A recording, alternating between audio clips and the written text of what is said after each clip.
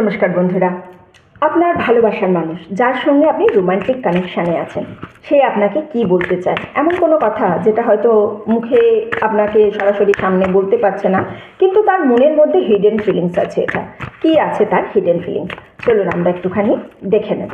ঠিক আছে, timeless reading, স্ক্রিনের ওপর ডাবল ট্যাপ করবেন এনার্জির সঙ্গে রেজাল্ট করার জন্য। আপনার মনের মানুষের হিডেন বার্তা, চলুন দেখি মনের মানুষ কি বলতে চাইছে, কি বলছে। লাভ ওরাকেল কার্ড থেকে আমি দেখে নেব আপনার মনের মানুষের হিডেন বার্তা। Can you forgive me? কিছু হয়েছে, কোনো প্রবলেম হয়েছে, কিছু নিয়ে কথা কাটাকাটি, ভুল বোঝাবুঝি।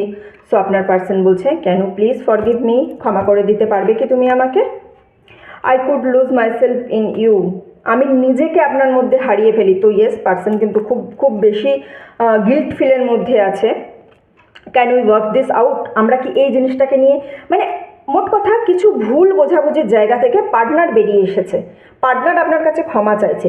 এবার কিন্তু আপনাকেও ক্ষমা করে দিতে হবে, সেই জিনিসটা একটা ক্লিয়ার কমিউনিকেশন আপনি এক্সপেক্ট করতে পারেন। হ্যাঁ, পার্টনার কি আপনাকে ডিরেক্টলি ক্ষমা চেয়েছে? হয়তো ডিরেক্টলি এখনও চায়নি, কিন্তু সে মনের মধ্যে ভাবছে why are you so damn beautiful. Partner আপনাকে কিন্তু খুব ভালো চোখে দেখে, পার্টনার আপনার সৌন্দর্যের কথা ভাবছে, আপনি কতটা ভালো সে কথা ভাবছে, বা হয়তো আপনার পার্সোনালিটি নিয়ে ভাবছে। বিউটিফুল মানে শুধু যে মুখের সৌন্দর্য বা শারীরিক সৌন্দর্য নয়, আপনার সুন্দর পার্সোনালিটি নিয়ে ভাবছে, আপনার কথা বলার ওয়ে নিয়ে ভাবছে।